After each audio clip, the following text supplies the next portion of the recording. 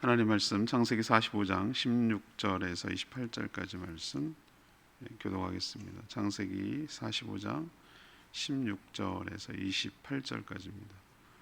오늘은 2월 14일 월요일 아침입니다. 2월 14일 자문문 창세기 45장 16절에서 28절 구약성경 72쪽입니다.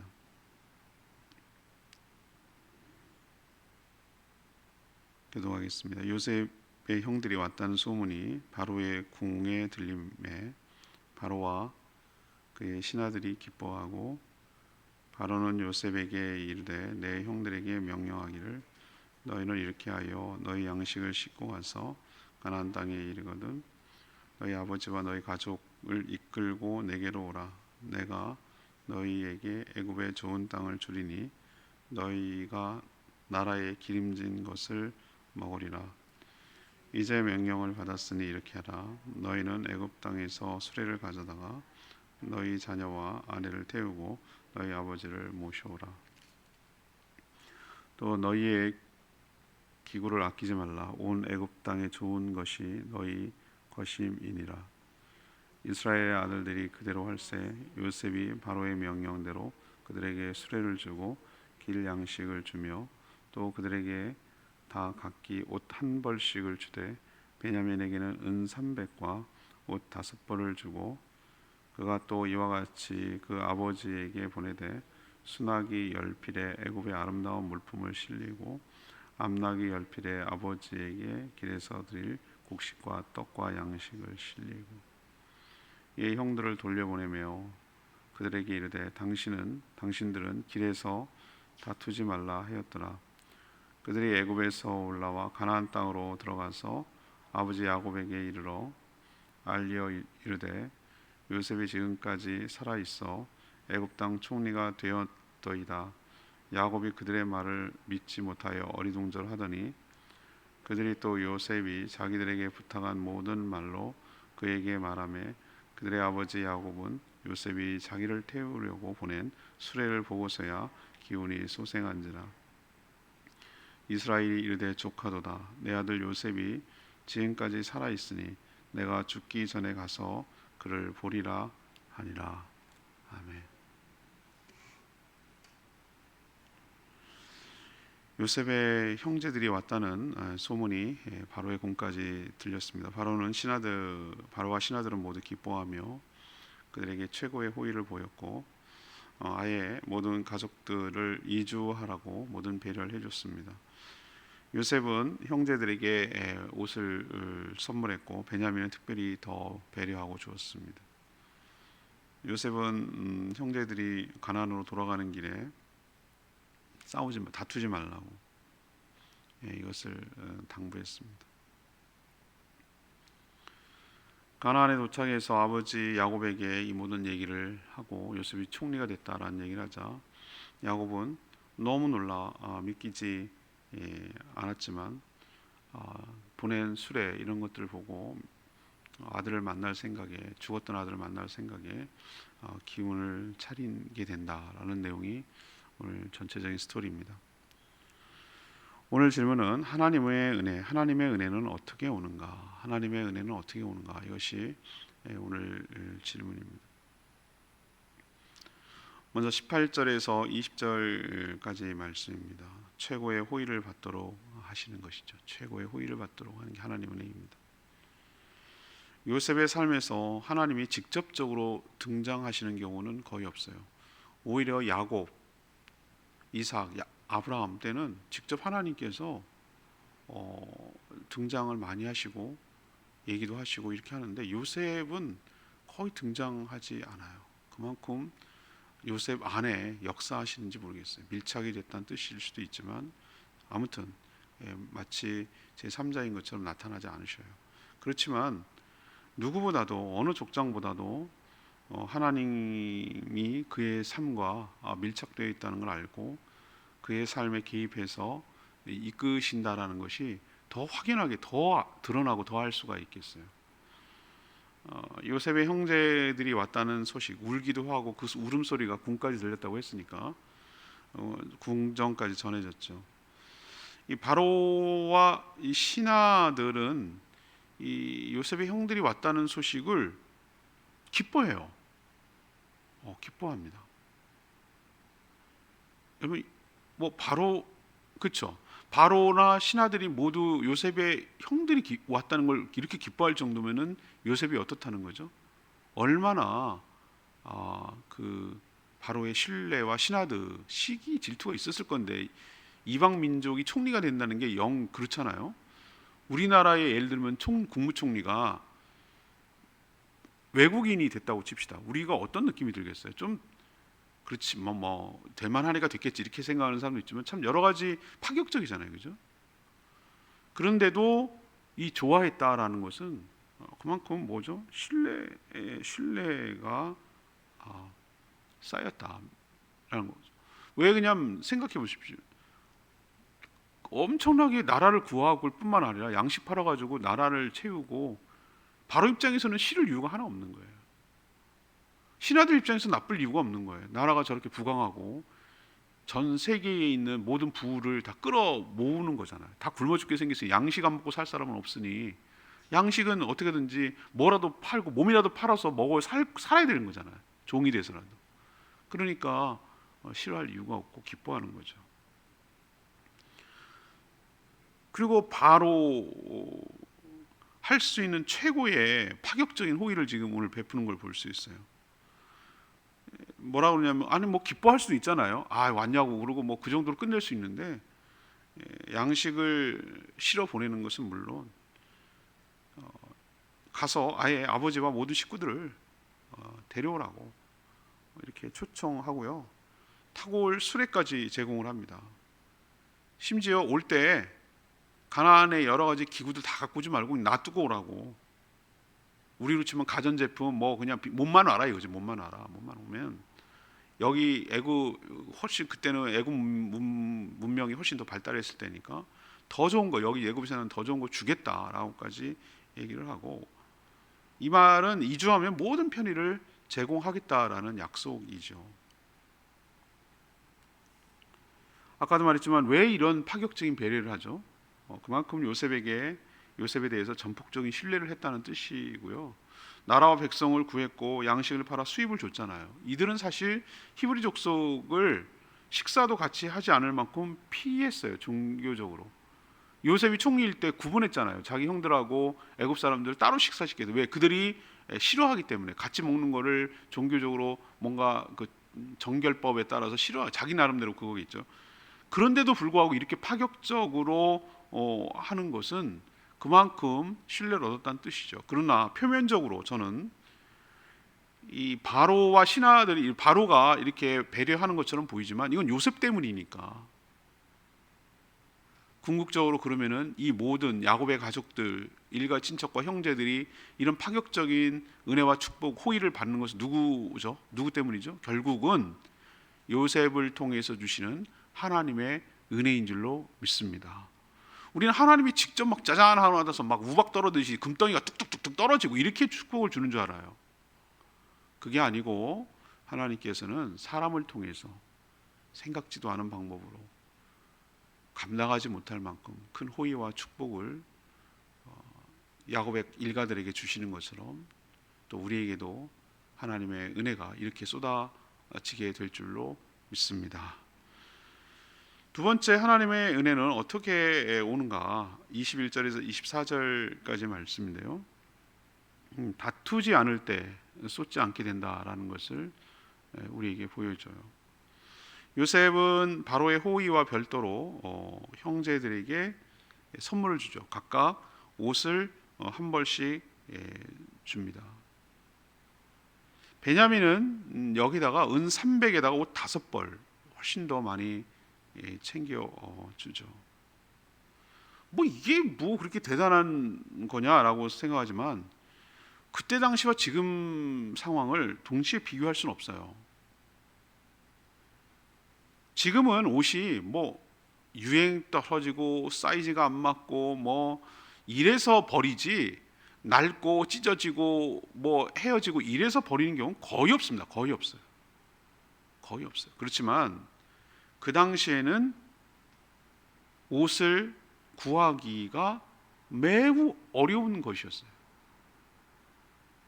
가난한 사람은 심지어 한 벌 갖고 평생을 나눌 수도 있어요. 가난한 사람, 그냥 푸대자루 같은 그거, 그냥 그게 물려받는 거, 그냥 그걸로 일생 끝, 이거일 수도 있어요.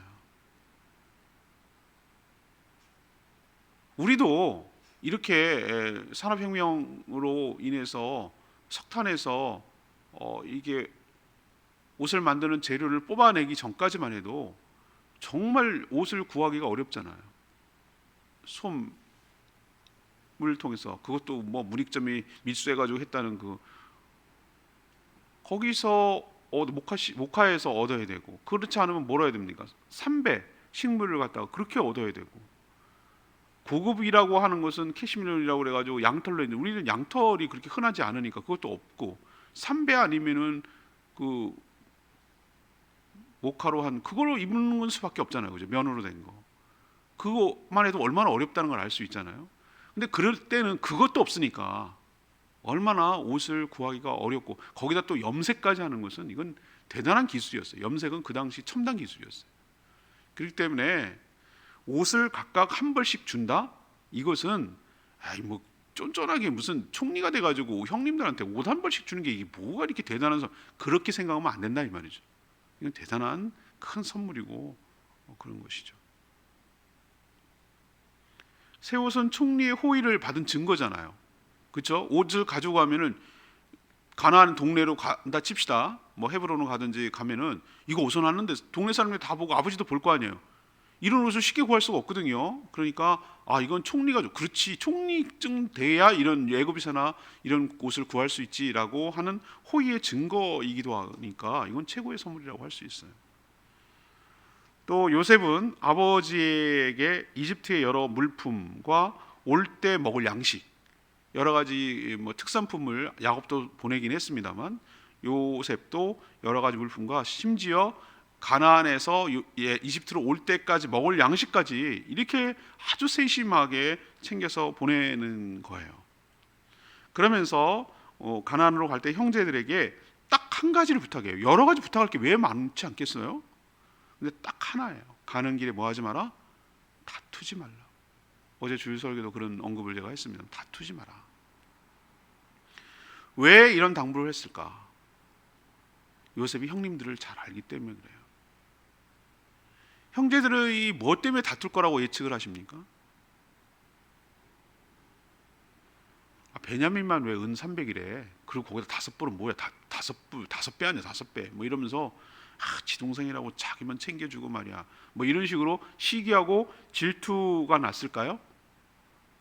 아니겠죠. 뭐 그럴 수도 있지만 그건 아니에요. 진짜 다투는 건 뭐였냐면 르우벤의 말에서 알 수 있듯이 요셉에게 누가 더 잘못했느냐, 내가 그러지 말자고 했잖아, 너 때문이야, 형 때문이야, 유다 형 때문에, 유다 형이 팔아먹잖아, 뭐 이러면서 지네끼리 뭐 했을 거 아니에요. 싸웠을 거라고요.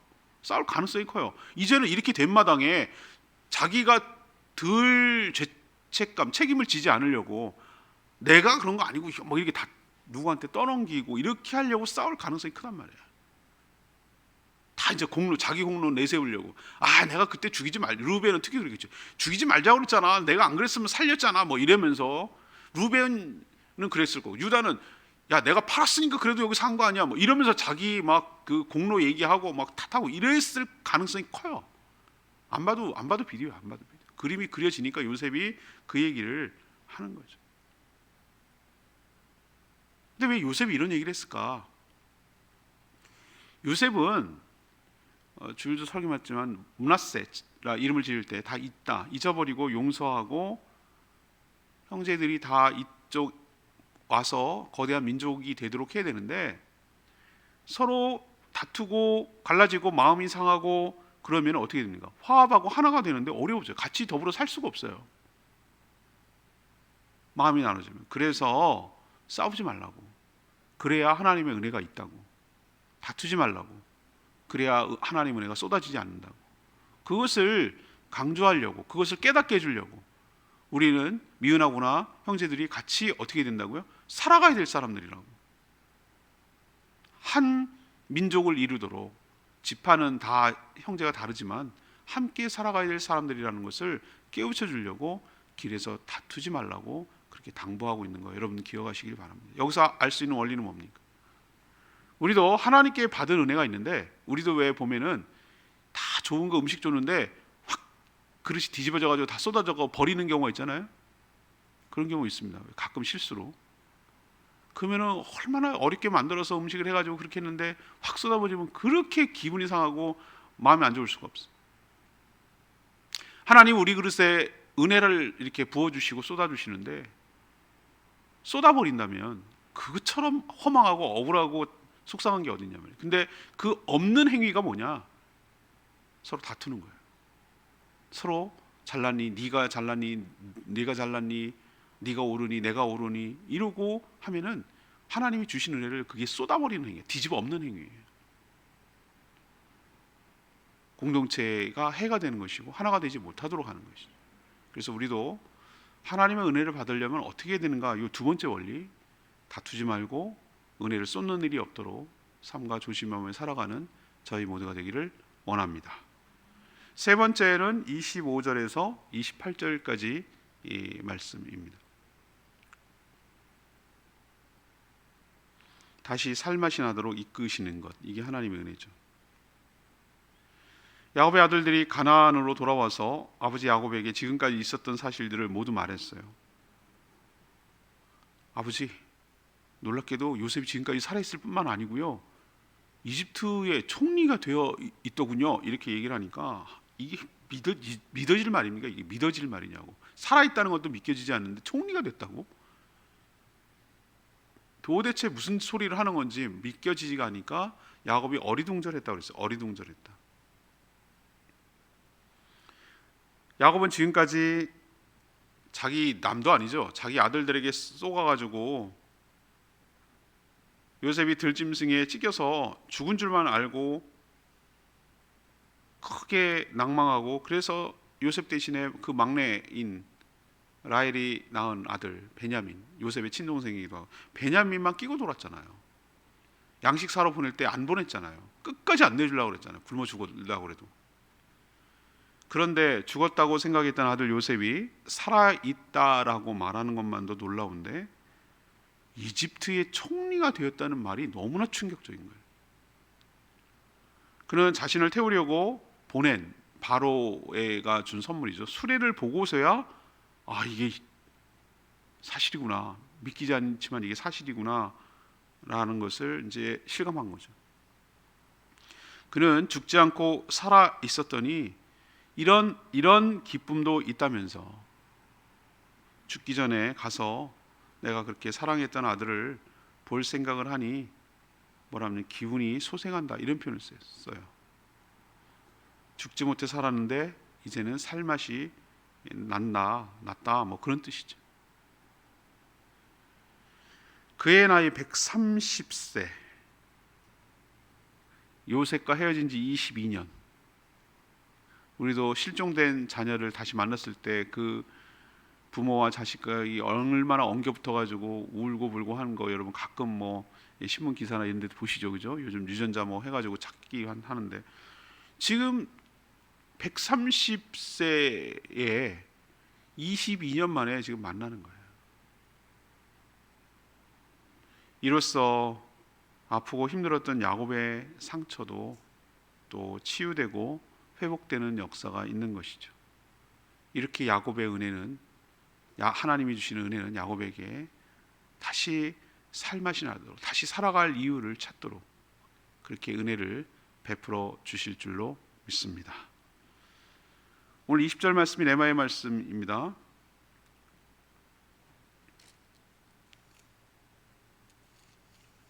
아, 20절이 아니고요. 28절이네요. 28절. 이스라엘이 조카도다, 내 아들 요셉이 지금까지 살아 있으니 내가 죽기 전에 가서 그를 보리라. 겉으로 보면 요셉이 총리가 되고 바로의 엄청난 호의와 선물을 받은 것이 하나님의 은혜의 전부라고 생각하기 쉽습니다. 그렇지만 하나님의 은혜는 이 정도를 넘어서죠. 더 깊고 더 넓습니다. 당장 하나님이 택한 야곱의 가족들이 대흉년, 앞으로 5년이나 더 있을 거라고 그랬죠. 굶어 죽지 않을 수 있게 됐죠. 살게 됐죠. 일단 기근에서 살 수 있는 길이 열렸죠. 그렇지만 하나님의 계획은 이게 아니라잖아요. 그냥 굶어 죽지 않고 살게 하는 게 목적이 아니라 이들을 집단 이주, 가나안에서 떠나서 집단 이주, 70명이 이제 온다는 게 나중에 밝혀지는데, 커다란 민족으로 하나님이 아브라함과 이삭과 야곱에게 했던 언약이기도 해요.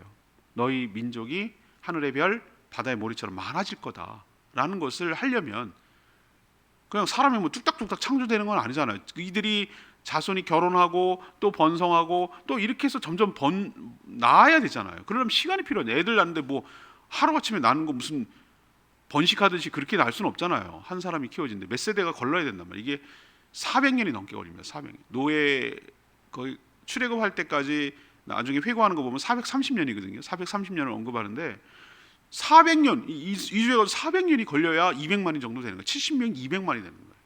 그러려면 시간이 필요했던 거예요, 하나님께서.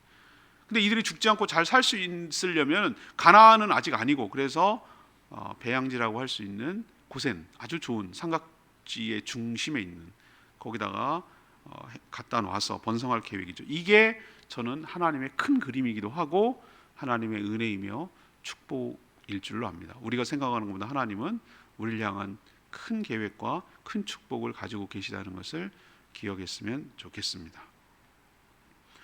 오늘 말씀 붙들고 기도하기 전에 382장 찬양지 382장 에베네셀 하나님 찬양 부르고 기도하겠습니다.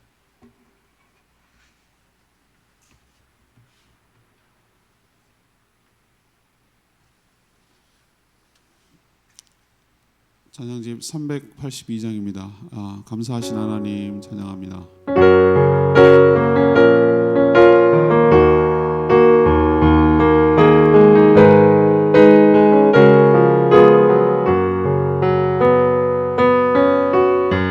감사하신 하나님 에베네셀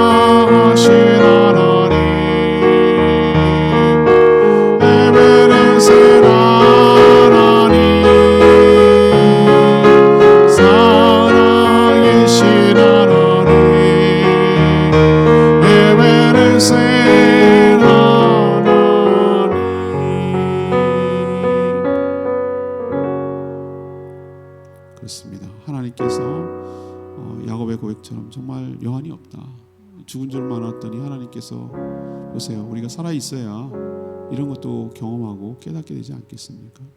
하나님은 우리에게 주시는 은혜가 우리가 생각하는 것보다 훨씬 큽니다.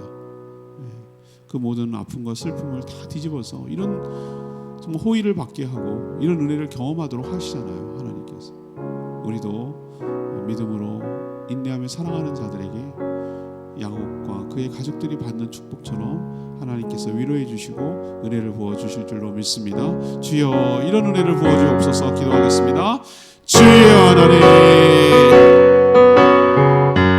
감사하신 하나님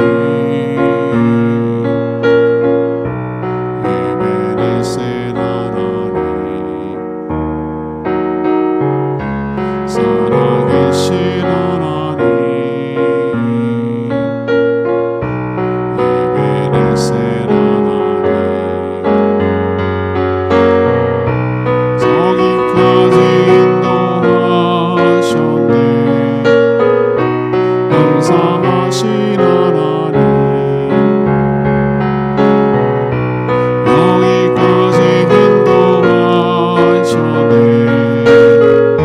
살아계신 하나님 감사하신 하나님 에베네셀 하나님 살아계신 하나님 에베네셀